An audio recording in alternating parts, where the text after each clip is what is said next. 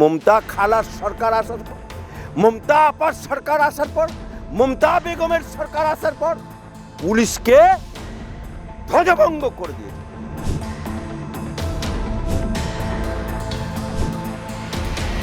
মাথার উপরে লেখা আছে সত্যমেব জয়তে। আজকে সেই পুলিশকে তৃণমূলমেব জয়তে হচ্ছে। এত গালি দিচ্ছে যে কানে আঙুল দিতে হবে।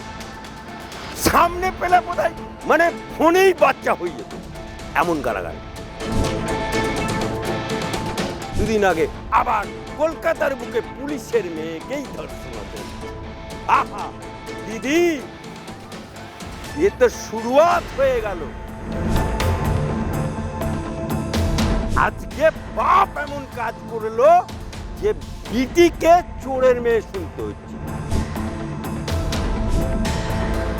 কারখানা কাজ মমতা ব্যানার্জি বেহায় আর একজন।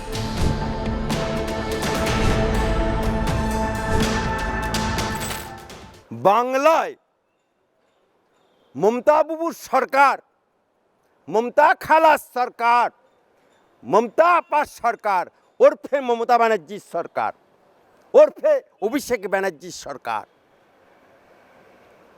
বাংলার পুলিশ, কলকাতার পুলিশ দক্ষতার দিক দিয়ে ভারতবর্ষের বুকে এক নম্বর ছিল, এক নম্বর ছিল। শিল্পে এক নম্বর ছিল, পুলিশের দক্ষতায় এক নম্বর ছিল।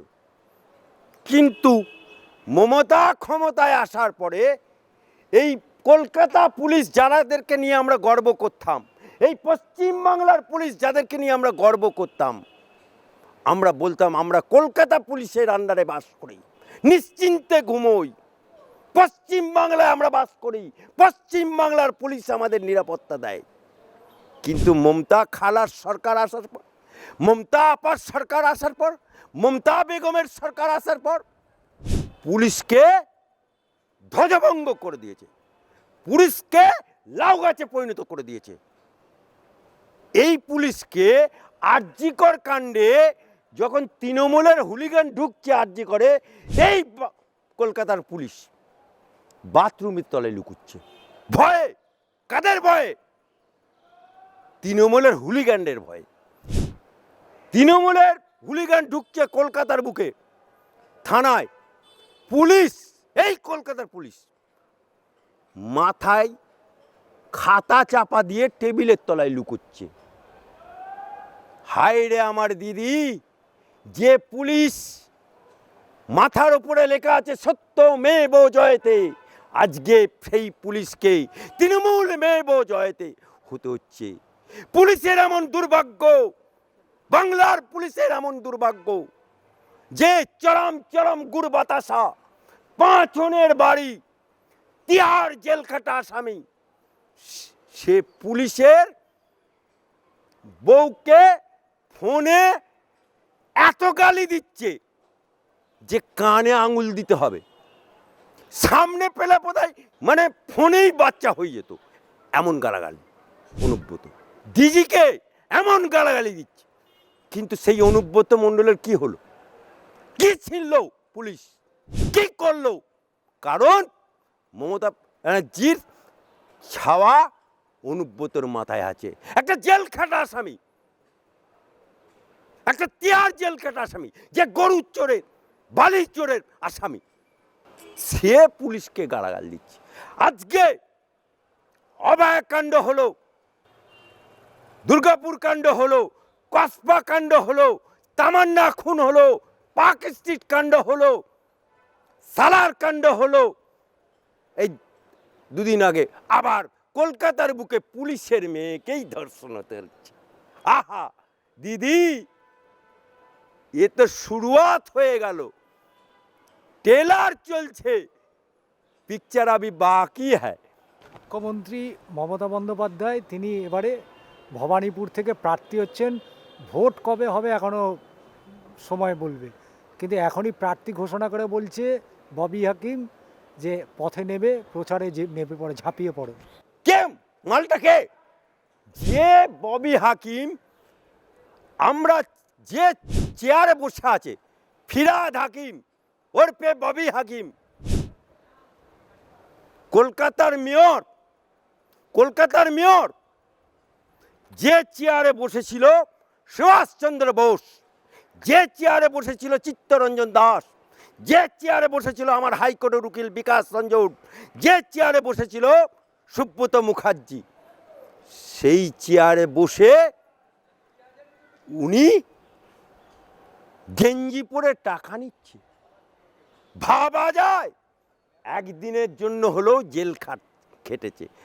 তার মেয়ে রাস্তায় বেরোচ্ছে, পাবলিক বলছে, আমি বলছি না, তার মেয়ে বলেছে অন ক্যামেরা, আমাকে বলছে চোরের মেয়ে। অর্থাৎ তার মেয়ে রাস্তা দিয়ে হাঁটছে, পাবলিক বলছে চোরের মেয়ে। এটা আমি বলছি না, ফিরহাদ হাকিমের মেয়ে বলছে, অন ক্যামেরা বলছে।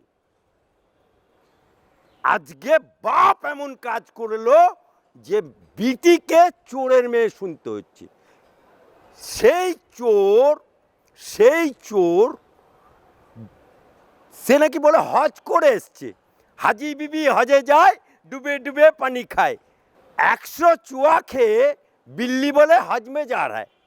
আজকে ফিরহাদ হাকিম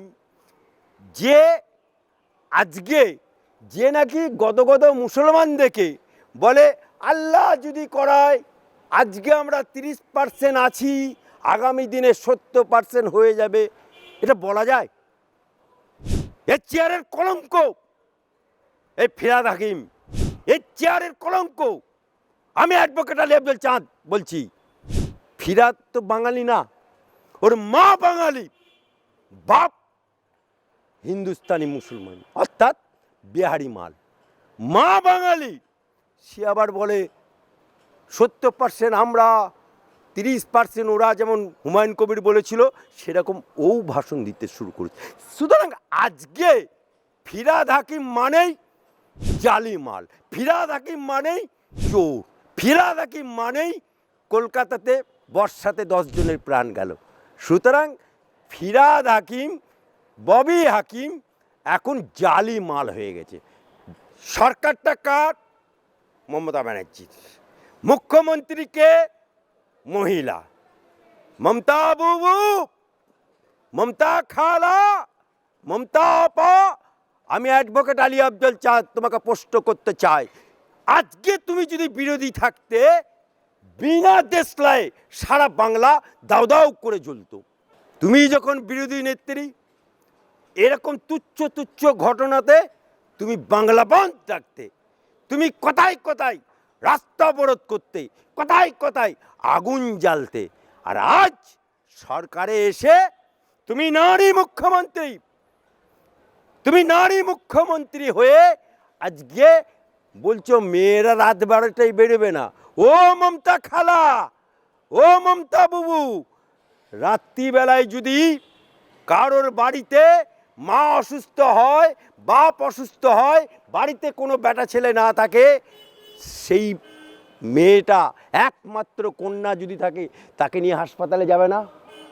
নাকি দাঁড়িয়ে দাঁড়িয়ে অপেক্ষা করবে কখন ভোর হবে, কখন আল্লাহু আকবার আজান দেবে ভোরের, তারপরে বেরোবো?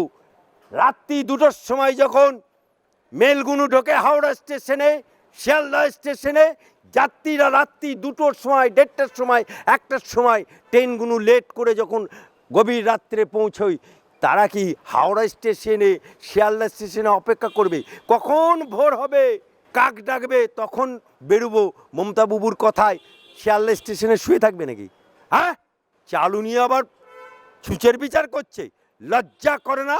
তোমার তো ইমিডিয়েট পদত্যাগ করা উচিত, কিন্তু তুমি তো দেহত্যাগ না করলে পদত্যাগ করবে না। ঘর কেন কাত? মমতা ব্যানার্জি বেহায়া আর এক জাত।